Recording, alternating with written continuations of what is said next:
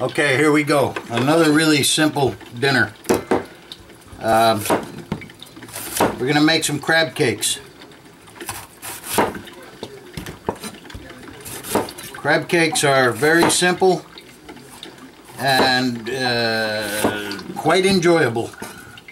Alright, we're gonna need peppers chopped up very small. Try to dice these things small. You know, whenever you're making something like stuffed cabbage or meatloaf or crab cakes, try to chop the veggies small. That way the stuff won't fall apart. If your veggies are chopped too big, then the crab cakes or the meatloaf or whatever the heck it is will have a tendency to break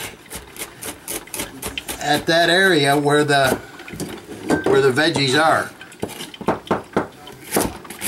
So try to chop them small. Remember, the smaller you start with, the smaller they're gonna be, and you don't have to keep chopping and chopping, you know what I mean? Like this here. If you start out with small julienne, look at that. Okay, and you don't have to keep going over and over and keep on chopping it.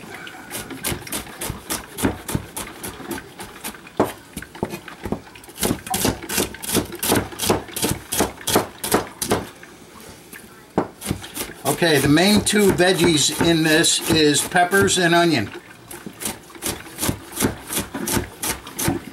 I'm going to add a little bit of celery, but not a lot. Pepper, onion, and celery is known as the Trinity in New Orleans. Pepper, celery, and onion is the Trinity in New Orleans cooking. Those three things basically go into just about everything you make in Cajun cooking. Celery, pepper, and onions. Alright, there we go. Okay, now I'm going to chop some of these up. I have no idea what these things are. They're some kind of green onion. The store, they call them Mexican scallions. So I guess that's what we'll call them, Mexican scallions. Anyway, watch the white tender thing. And again, try to start out small. These things here will shrink. Once they start cooking, once they start sweating in the pan, they'll shrink off, so it's not really important. You gotta get these real small, because they will wither. Okay, I don't think I need that third one. Leave that enough here. I'll save this one for the shrimp biscuit tomorrow. Alright, now, what we want to do is we just want to sweat these vegetables. We do not want to saute them. You know, when you saute a vegetable, you're caramelizing the sugar. And that gives the vegetable a whole different kind of taste. Some dishes you want that taste, some you don't. This is one that you don't. Alright. So we're just going to put that on basically on low, and we're going to sweat it. Okay, when the time comes, we're going to add some garlic to it. You don't add the garlic now, because if the garlic burns, if the garlic starts to brown, it turns bitter. And that's not what we're looking for. Alright, now let's add the eggs. We got 2 eggs.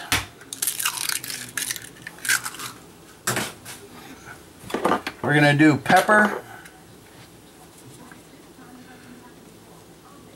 Just regular black pepper.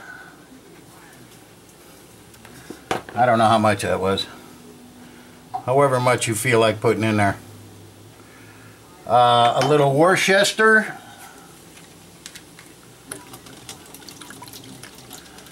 Gotta have some Worcester in there. A little bit of thyme, not a lot. You don't want any flavor to overpower anything else. Okay, a little bit of red pepper. Alright, you could use cayenne pepper too if you want. A little bit of salt.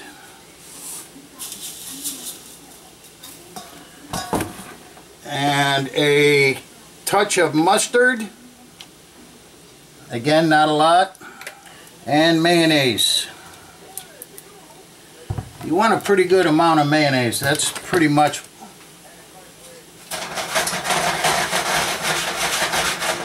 the mayonnaise is going to be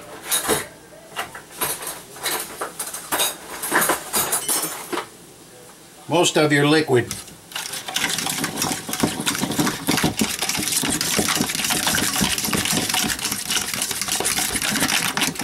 You know, some recipes call for what's that stuff called? Old Bay seasoning. Man, if you ask me, stay away from that crap. I do not like that stuff at all. All that stuff does is mask the flavor of whatever you're cooking. Alright, we're going to add in one lemon.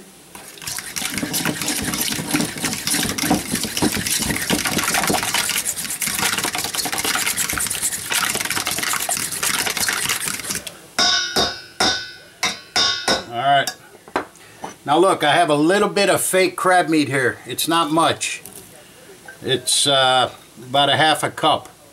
The reason I have that is because I opened this up and I sampled it. This stuff is dynamite. That's the real deal here. This is lump crab meat. You can buy this at a seafood store. Your grocery store might have it. I don't know. But that stuff is dynamite. Okay, now all we're doing now is waiting for the veggies. And we're going to add some breadcrumbs. I'm going to go ahead and add the garlic over here. That's the garlic right there. Alright, here you go. Here's the veggies. They've been basically sweated. They're a little bit soft, a little bit wilted. Okay, we're going to add those in.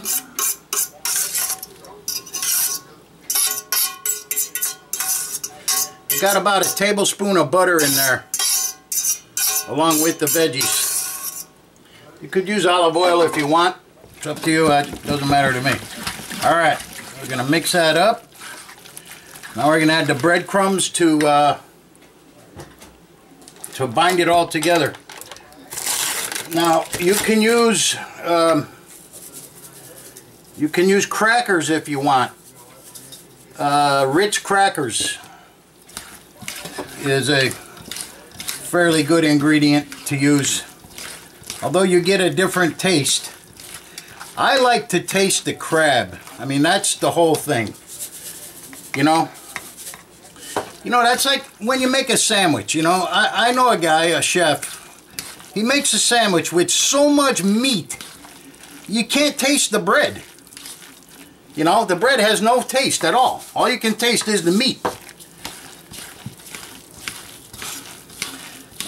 I don't like that. You know, I like a good combination where you can taste the meat, you taste the bread, you know, you taste everything. You don't have one thing overpowering. Anyway, that guy sucks. Now, there's one ingredient I forgot, and that was parsley. Chopped parsley. I didn't get any at the store. I forgot it. But that's how it goes. Alright, here we go. These are the crab cakes. I'm going to let this sit for a minute to let the breadcrumbs absorb all the moisture, and we'll come back and we'll start making them. I better test it though first. Alright, see ya.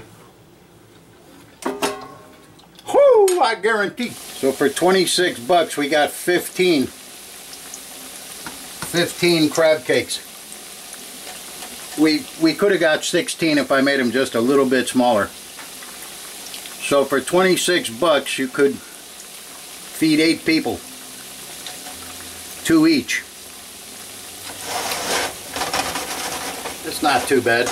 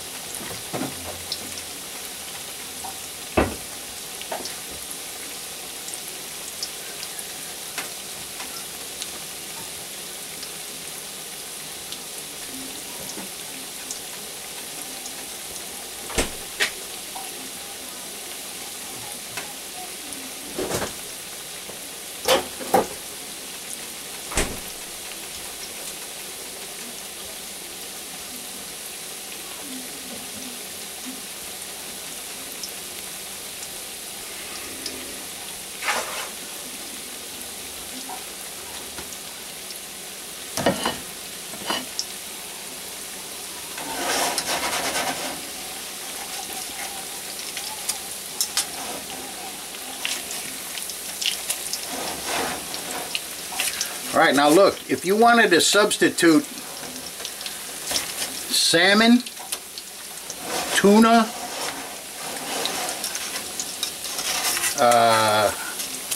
you could substitute shrimp,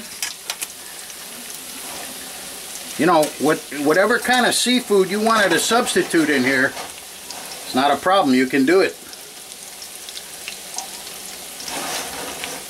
Salmon is probably the most popular.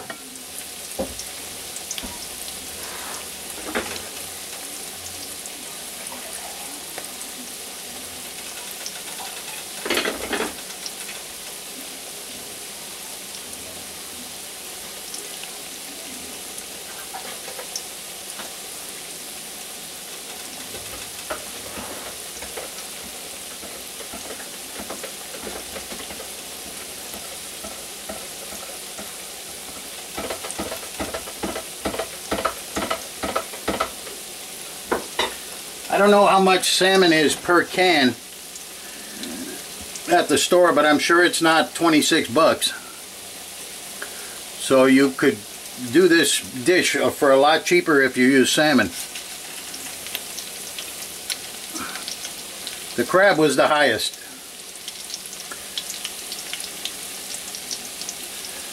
Now when you go to serve these, you use whatever kind of sauce you want. You know, tartar sauce or cocktail sauce, whatever, you know, whatever floats your boat. You could make a sauce if you want.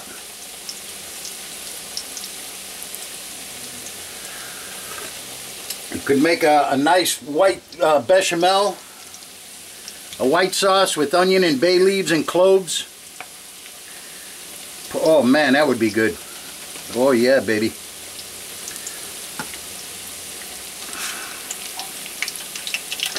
Okay, I'm going to take these out. They're not 100% cooked. I mean, they're real close. But I'm going to put these in the freezer.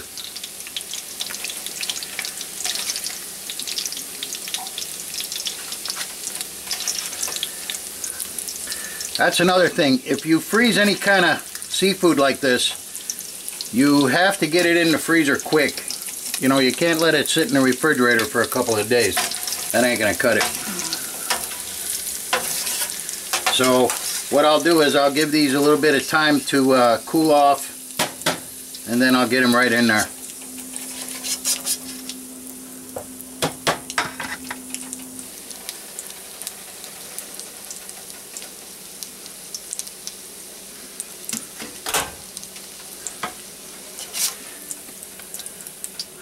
There you go, baby.